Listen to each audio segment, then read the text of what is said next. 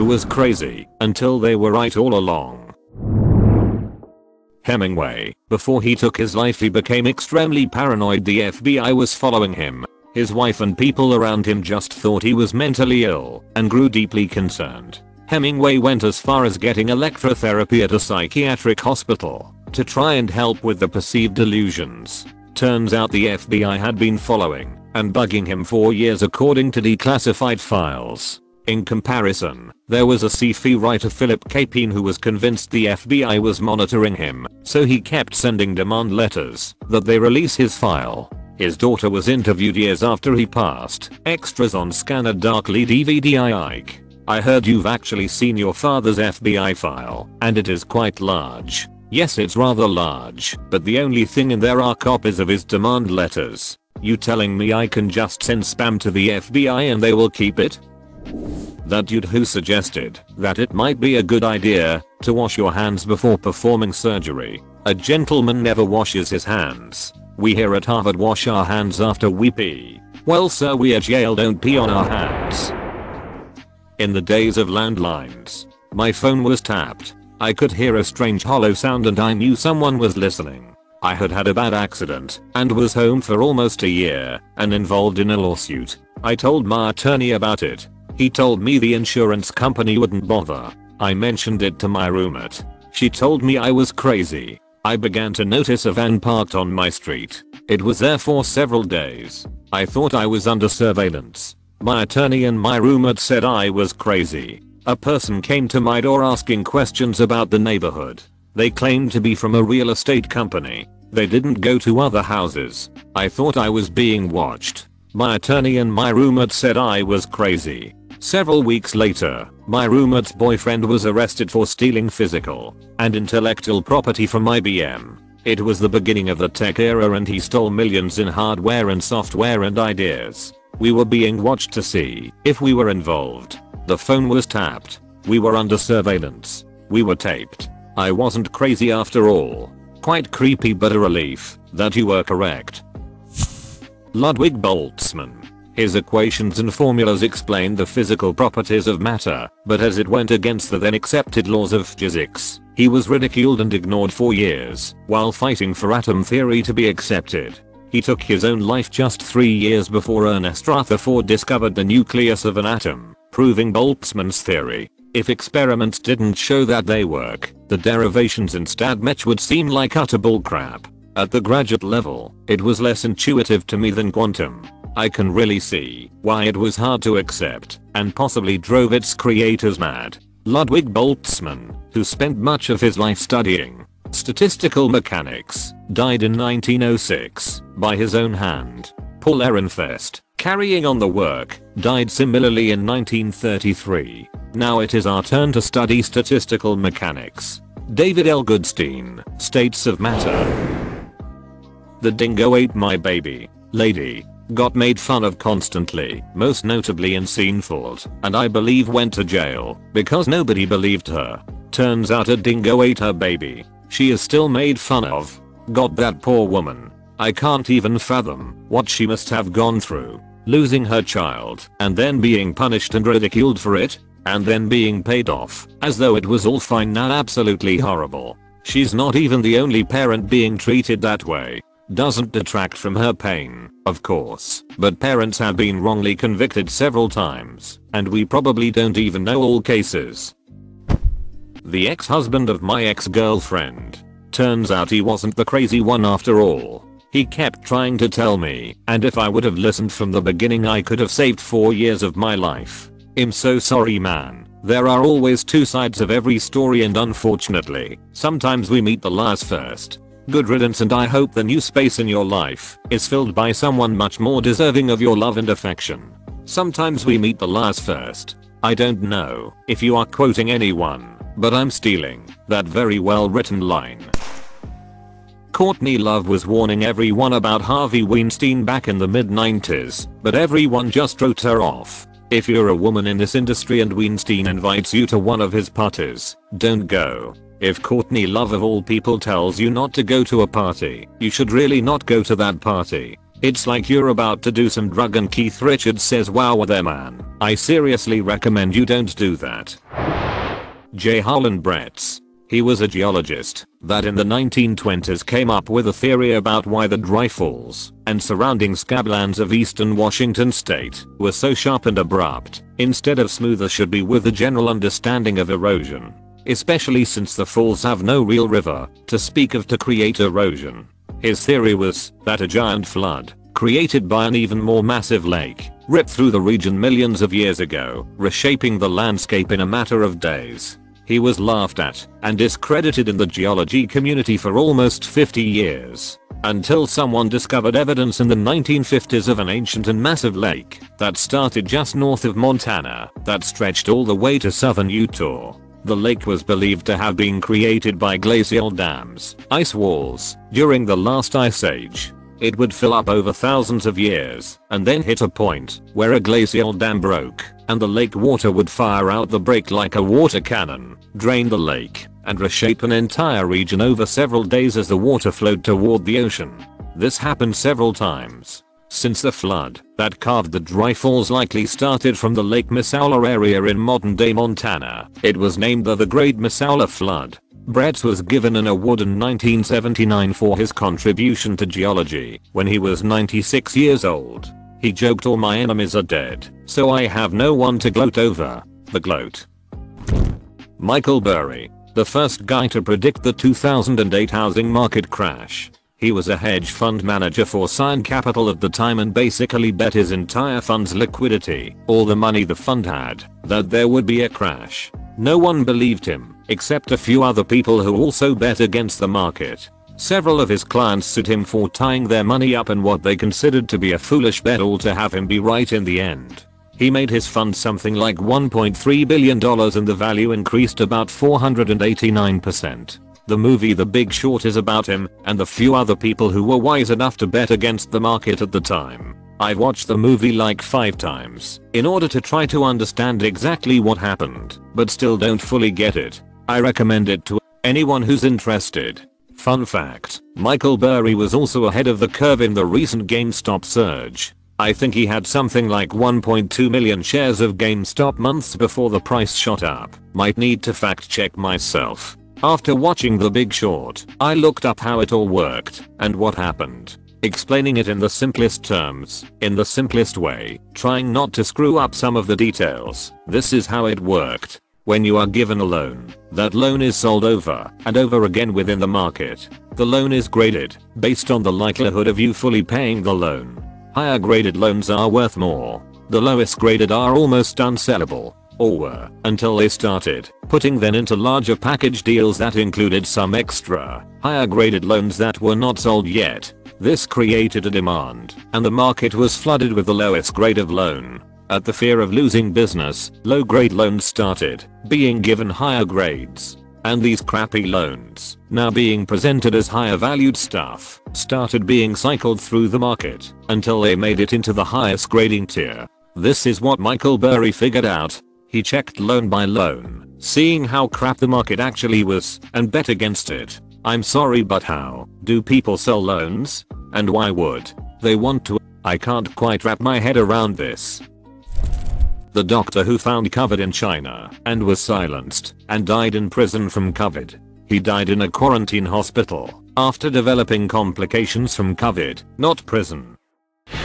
When the Civil War broke out, everyone on both sides thought it would be a quick victory. However, Sherman kept saying it would be a bloodbath that would drag on 4 years. His superiors decided he was insane and sent him out west to fight Indians, Native Americans, just to get rid of him. After it all came true and they needed some better generals, they said maybe we should bring back that Sherman guy. Yes, public opinion is rarely kind towards realists, pessimists during wars. During the American Revolutionary War, the British also felt the same towards Cassandras like General Gage and later Clinton. One was sacked, the other's army denuded in favor of Cornwallis. Rather than accept a war of attrition, the British government preferred foolhardy yet aggressive generals like Burgoyne and Cornwallis, and reaped the consequences. Before World War II, Japanese ultranationalists wanted to assassinate Admiral Yamamoto, the successful planner of Pearl Harbor, because he kept saying inconvenient truths like in 6 months the Americans will overwhelm us. since America can easily outproduce Japan's manufacturing capacities and rebuild massive fleets. Coincidentally, the Battle of Midway, where Japan lost 4 of its fleet carriers and is largely considered a turning point in the war, was 6 months after Pearl Harbor. The fan that predicted the show's How I Met Your Mother message and was shamed, only to be completely right in the end. What? What message? Courtney Love in her quip about Weinstein. It's still wild to me that people will villainize someone while knowing damn well they are speaking the truth. It's like kids that join in making fun of another kid, even if they are friends with that kid or don't really like bullying. Most humans have an insane need to fit it. Hollywood is no different. When I was in Boy Scout camp, we had this counselor named Don. He was kind of odd. He knew everything about trees and only really talked about trees. We had just gotten back from a hike that Don was on with us, and we were just sitting around talking, and he suddenly goes, "You know, they're gonna let girls into Boy Scouts soon." We were all like, "Yeah, okay Don." But sure enough, less than 3 years later, they did it. Fun fact, scouting in Canada has been co-ed for something like 100 years. Scouting in practically every other country has been co-ed for years. My wife, who never liked my mom's husband, he apparently made a pass at her before we were married, and I just wrote it off as Bob being Bob because it was honestly semi-innocent, and at the time he and my mom were new lives.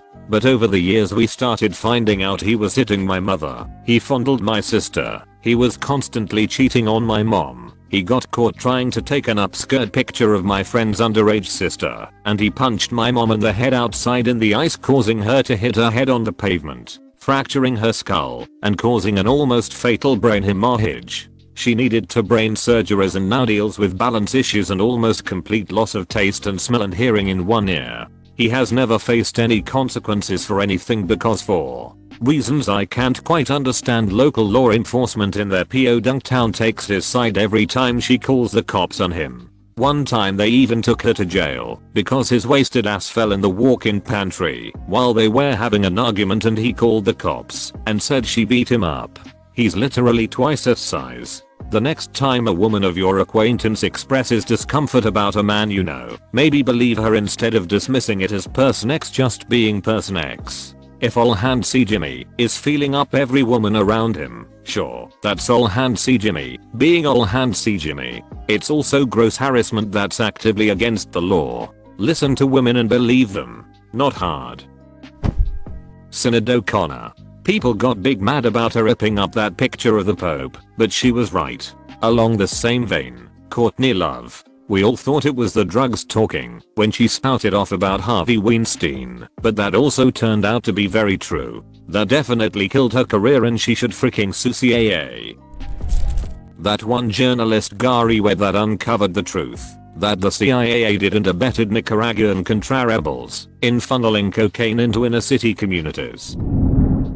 The Radium Girls. When radium had just come to the US and was being marketed on dials for war and watches, girls used their lips to fix the paintbrushes to make their numbers and dials perfect. Eventually they started suffering horrible painful experiences due to the radium.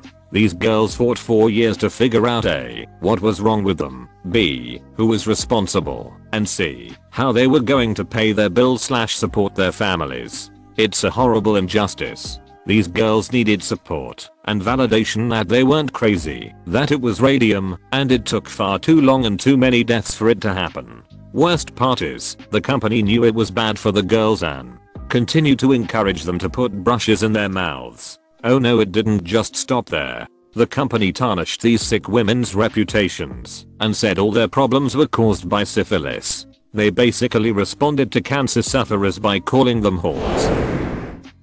Me. About my, now disowned, cousin. He kept stealing things from me which my family felt was no big deal. But it escalated. It went from stealing candy, to my things, to cash, and after that I asked them how much longer they would support him, and call me selfish for not sharing. The line was finally crossed, when he stole our grandmother's credit cards and her car. She finally wrote him off. This was after he had stolen all of her jewelry, including the last present, anniversary ring, my grandfather was ever to give her. Oh, but he tried to say that our family kicked him out because he's gay. No, none of us cared about that. It was because he's a thief. His friends have bailed him out of jail and then dropped him when he steals from them. But he claims the world is just unfair to him. Now he tells his pity story and milks them. My family disowned me because I'm gay to everyone he begs from. I learned this when he tried to do it to one of my friends. He sounds exactly like my heroin addict cousin, minus the gay part. I swear he's stolen from everyone he knows, but he tells people that no one will help him / everyone abandoned him yada yada. Many years ago he robbed our grandparents' house and stole jewelry, guns, anything of value. He went to prison. While he was there my mom secretly sent him money. When he got out she let him come stay with us. My parents almost divorced over it because my dad could see that he was still an addict and was just using her and didn't want him around the house or around me, a 6-ish-year-old girl at the time. My cousin moved out, kept doing drugs. My mom kept secretly sending him money. He was in and out of trouble for years. Then he came by our house and was blatantly casing the place, asking about our TV, my computer, my mom's jewelry. She finally saw him for what he really is when he tried to bust through my bedroom window a week later, thinking no one was home while I was inside. We haven't seen him in years now. It's nice to try to see the best in a person, but sometimes you gotta face the sad reality. Martha Mitchell. She was the wife of Nixon's ag, John Mitchell. She was outspoken in the extreme and was one of the first to talk openly about what really happened Watergate. Since she was also known to love her martinis, she was widely written off as a wasted, crazy woman. Behind the scenes, a White House doctor began heavily sedating her, and her husband locked her away from the press. No one believed her until Nixon resigned, and the story came out. To this day, most people only remember her as that loudmouth, Martha Mitchell. There was a great wasted history on her. In the 2012 presidential debates between Mitt Romney and Barack Obama, both were asked what the greatest foreign threats to America were. Mitt Romney said Russia, and became the butt of jokes on both sides of the aisle for it. Didn't he know the Cold War was over? Anyway, there's plenty about the guy I don't like, but I think about that answer a surprising amount as politics unfurls now. I almost feel like I'd have to apologize if I ever met him for how stupid I and everyone else found that at the time. I don't know if it's recent or if I haven't been paying attention, but he seems pretty sensible these days, at least for the current situation in the US. I mean, the guy was the governor of Massachusetts. Republican or not, you can't do that unless you're somewhat reasonable. About 10 years ago there was this stoner who always hung around the shop that I played Magic at. One day, he told me that he didn't trust Jard from Subway. I said that there was nothing to worry about and that the only thing that Jard did was eat sandwiches. He said that there was something really sinister about Jard and that he could tell just by looking at him. All the Magic players I know are pretty insightful tbh. My tattoo artist, not a DT follower, who during a 6-hour session described to me what exactly would happen if Biden won, but not by a landslide. I thought he was embracing a doomsday mentality. Every word was correct. That's great because I hate mistakes in tattoos. Weird Al. He's actually a very wholesome, healthy guy with tons of energy and no one can say anything negative about him. Weird Al. Mr. Rogers. LeVar Burton. Bob Ross. The Four Horsemen of Kindness. Plus Dolly Parton. Jon Snow, yes, that's his name, was laughed at for believing that the multiple cholera outbreaks could be traced back to a specific source and that it was due to contaminated water, essentially making him one of the fathers of epidemiology. He has a fascinating life that went beyond that as well. Doubt anyone sees this, but frick it. Learned recently my grandpa was right all along. My grandpa was a dentist. He mentored my current dentist. Saw my dentist the other day, and he was going on and on about how my grandpa was doing things 40 years ago that he was mocked for endlessly by the dental community and told he was crazy. Those things he was doing are now being seen as modern dentistry today. My dentist said he feels so happy for my grandpa and wishes he was alive to see this. My mom. Turns out being emo was really just a phase. Winston Churchill. He was very much out of favor at the time that he began warning about German rearmament. In the first volume of his retrospective on the Second World War, he is emphatic that it was history's most unnecessary and preventable war. In my mind, the willingness to appease Hitler, as long as it meant having at least some chance to avoid another war, speaks volumes about how horrifyingly traumatizing WW1 must have been for everyone involved. The lost generation is a concept for a reason.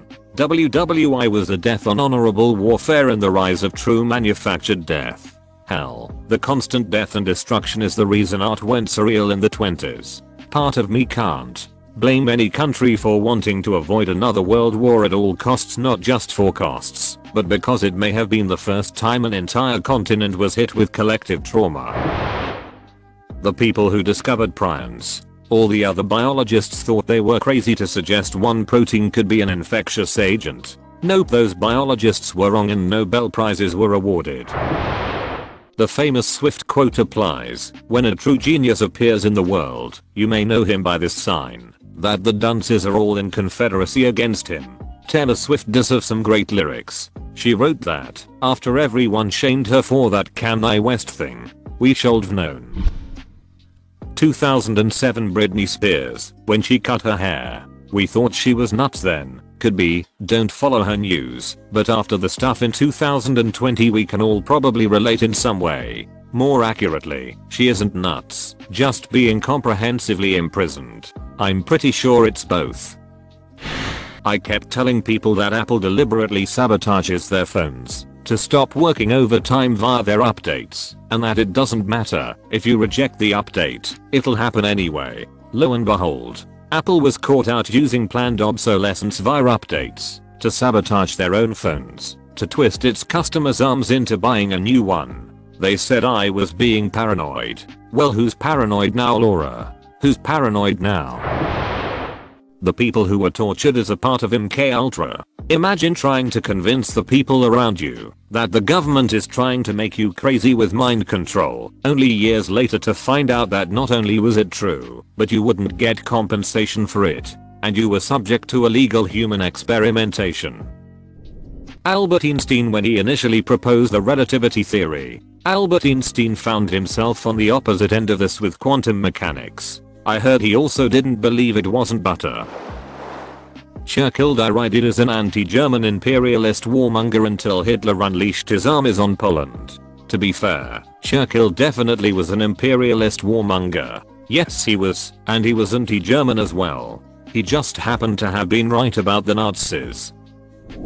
John Lydon of the Sex Pistols denouncing Jimmy Savile in an interview BBC Radio in 1978, claiming that Savile was into all sorts of seediness. We all know about it, but we are not allowed to talk about it. I know some rumors, which were obviously just the tip of the iceberg. When it came to Savile, Lydon was supposedly banned from BBC Radio for a while, and I'll throw in Bob Eberling, even though he was considered wrong only for a short time. Eberling was one of 5 booster rocket engineers at NASA contractor Morton Fagel who tried to stop the 1986 Challenger launch. They worried that cold temperatures overnight, the forecast said 18 degrees, would stiffen the rubber O-ring seals that prevent burning rocket fuel from leaking out of booster joints. He was the first to warn the morning before the launch, but politics and pressure prevailed, and the Challenger launched on the 28th of January 1986 with tragic results.